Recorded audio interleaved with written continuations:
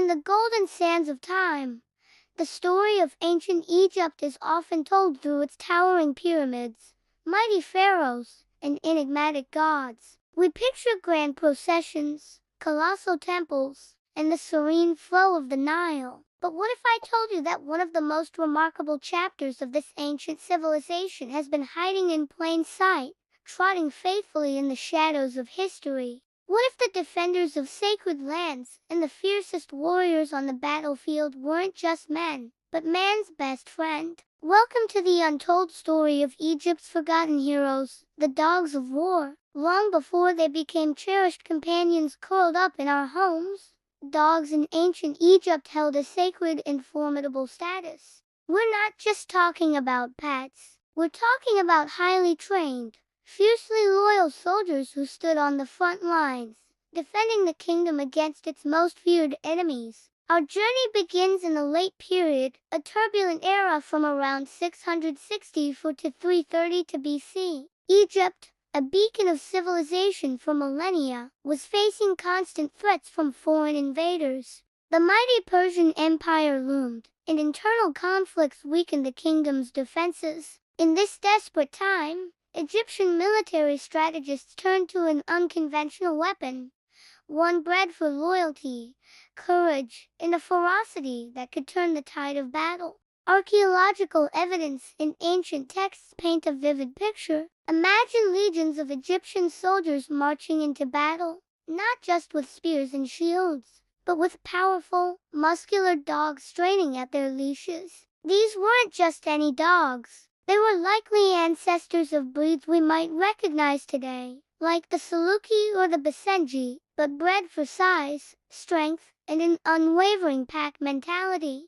Adorned with spiked collars and sometimes light armor, these canine battalions were a terrifying sight. Their role in warfare was strategic and brutal. They were unleashed as a first wave of attack, charging into enemy lines to create chaos and break formations. Their speed and ferocity were devastating. They could hamstring horses, drag down infantrymen, and disrupt the enemy's command structure before the main Egyptian forces even clashed. The psychological impact was immense. Facing a disciplined army was one thing. Facing a snarling, disciplined pack of war dogs was a primal terror few soldiers were prepared for. One of the most famous accounts comes from the Battle of Pelusium in 525 BC, where the Persian king Cambyses laid siege to a key Egyptian city. According to some historical interpretations, Cambyses, knowing the Egyptians' deep reverence for animals, used cats and other sacred creatures as a form of psychological shield. But what is less known is the role of Egypt's own animal defenders.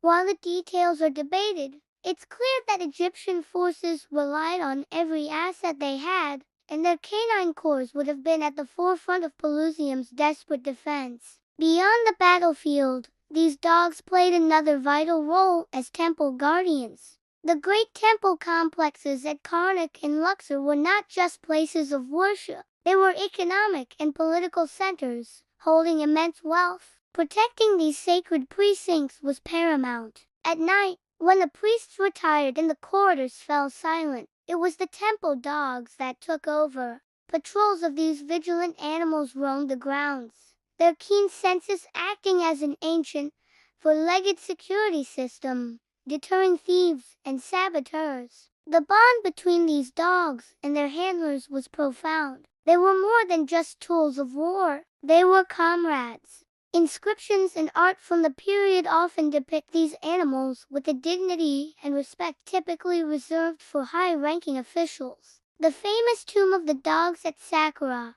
a vast catacomb containing the mummified remains of millions of animals, includes countless dogs. While many were likely offerings to the jackal-headed god Anubis, it's believed that some were beloved war dogs or temple guardians, buried with honors to ensure their safe passage to the afterlife. Their journey didn't end with death. To the Egyptians, death was merely a transition. A loyal dog who served its master faithfully in this life was believed to continue that service in the next. They would guide their human companions through the treacherous underworld, protecting them from demons and ensuring they reach the paradise of the field of reeds. This spiritual significance elevated them from mere animals to divine protectors, forever intertwined with the Egyptian soul. So why has this incredible story been largely forgotten? Perhaps because history is so often written by focusing on the grand monuments and the powerful rulers who commissioned them. The tales of pharaohs like Tutankhamun or Ramesses the Great have overshadowed the quieter, yet no less significant, contributions of their animal allies.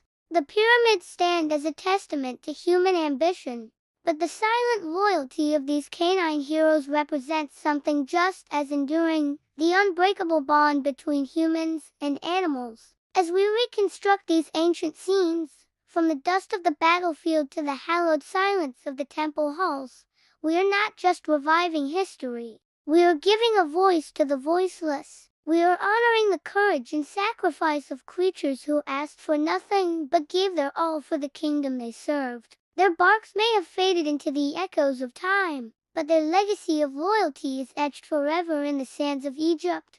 They were the sentinels of the sacred, the first line of defense, and the unsung heroes of a legendary empire. They were the dogs of war. Thank you so much for joining us on this journey into a forgotten corner of history. If you found this story as fascinating as we did, please hit that like button and subscribe to our channel for more deep dives into the past. Let us know in the comments what other hidden histories you'd like us to explore next. Until then, keep questioning, keep learning, and keep looking for the stories that hide in the shadows.